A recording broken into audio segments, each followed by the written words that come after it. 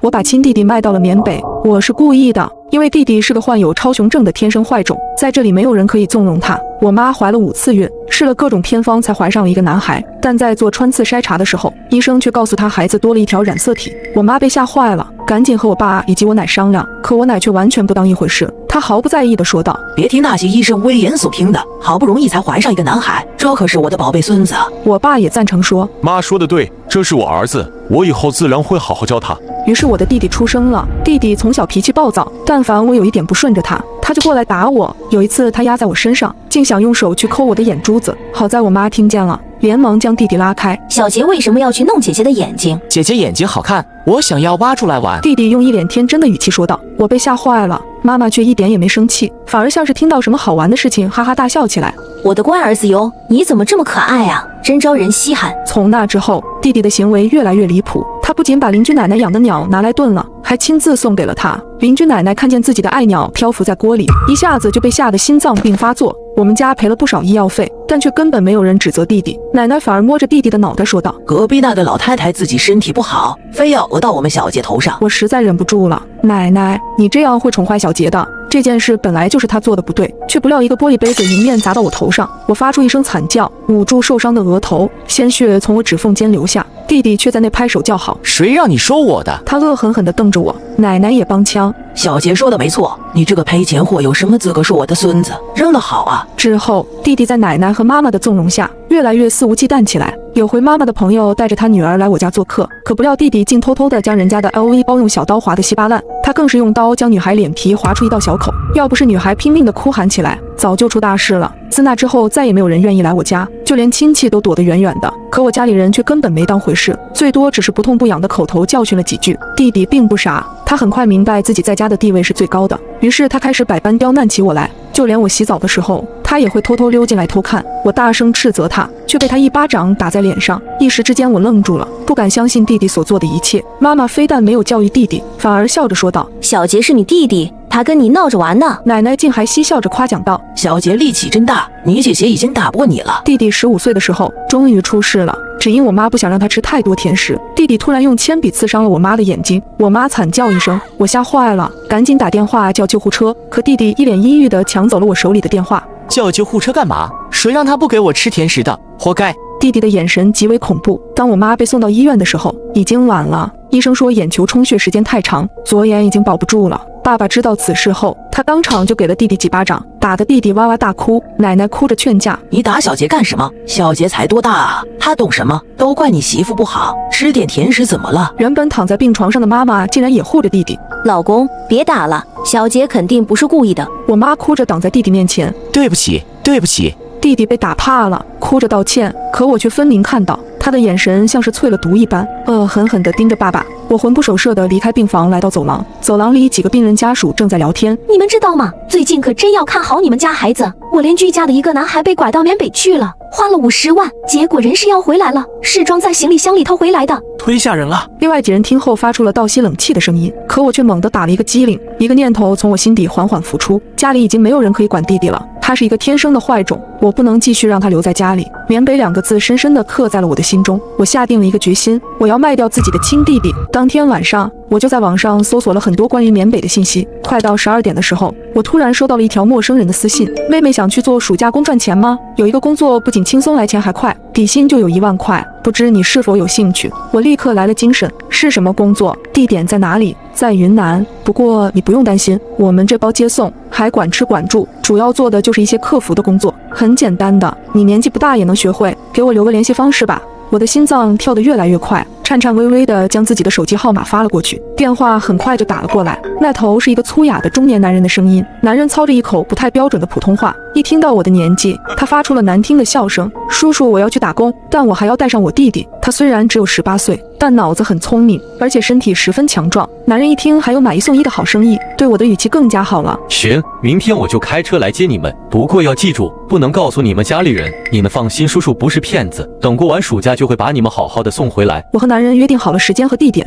但心里却发起了愁，要怎么把弟弟骗过去呢？他警惕性非常的强，平日里更是不会轻易信我的话。第二天，爸爸开车送我和弟弟去医院看望妈妈，路上他反复叮嘱我要照看好弟弟，不要再让弟弟惹事。爸爸似乎把弟弟刺伤妈妈的责任都怪在我头上了，他认为是我没有看好弟弟。我一声不吭，因为我知道就算我做再多辩驳也没有用，这就是我的原生家庭，发烂发臭到骨子里。送下我们2人后，爸爸立刻返回了自己公司。妈妈的情况已经好转了不少，可她还不适应用一只眼睛看东西，脾气变得非常的暴躁。小象给我削个苹果。我应了一声，拿起苹果时却不小心弄掉在了地上，不料妈妈竟破口大骂起来：废物，拿苹果都拿不稳，生有什么用？妈妈似乎把一切坏情绪都发泄到了我身上，而弟弟不知道跑到哪里去了。我心里愈发急躁起来，我必须要在5点前把弟弟骗到车站。就在这个时候，我突然听到了楼下传来了弟弟的哀嚎声。我和妈妈赶紧来到楼下，一个身材强壮的男人红着眼睛，正死死地抓着弟弟的衣领，他表情极为愤怒，一脸想将我弟生吞活剥的样子。而一个孕妇痛苦地倒在地上呻吟，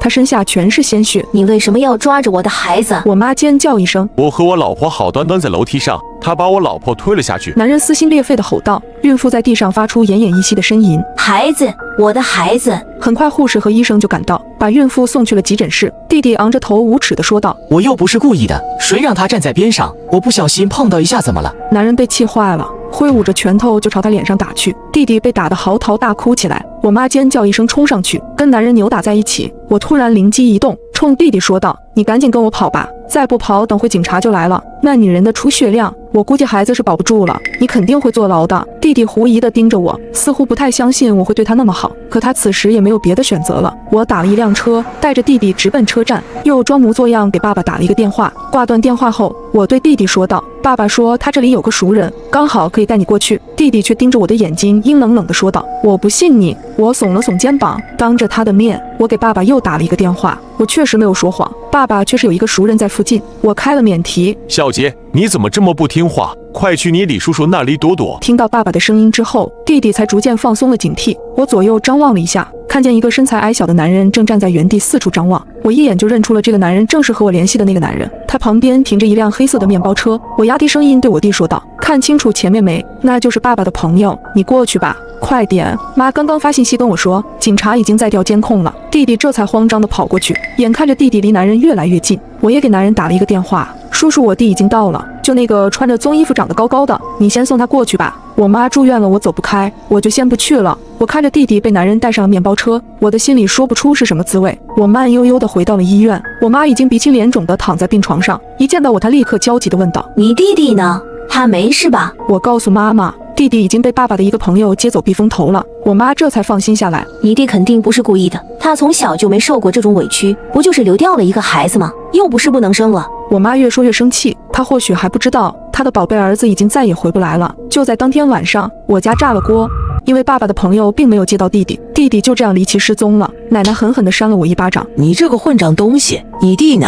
我眼冒金星，脸上被打的地方很快红肿起来，可我就是咬紧牙关说我不知道。就在这个时候，我的手机突然响了，我接到了弟弟的电话。你个骗子，你骗我，你竟敢这样对我！电话里传来了弟弟撕心裂肺的喊声，可下一秒又发出凄厉的惨叫。快走！我听到了滋滋的电流声，电话戛然而止。很快我就收到了弟弟手机发来的短信，短信里是一条视频，弟弟灰头土脸，被人驱赶着往前走，可他哪受得了这种委屈，他阴狠地盯着旁边的男人。突然弟弟猛地窜起，一口咬在一个男人的脖子上，他用了狠劲，男人措手不及地被扑倒在地上。顷刻间，他从男人的脖子上咬下一块皮肉，弟弟咧嘴笑了，可还没等他笑太久，电击棒就打在了他的身上，他倒在地上被电得惨叫连连，不断抽搐了起来。短信里还有一句话，想要赎回他，交赎金500万。妈妈听到弟弟的惨叫声，连忙抢过我的手机。当她看完视频里的内容，双眼一翻，差点晕过去。奶奶踉跄了一下，屁股一下子就坐在地上，整个人瘫软无比。你弟怎么会被拐走了？你说话啊！我妈发了狠似的朝我扇耳光，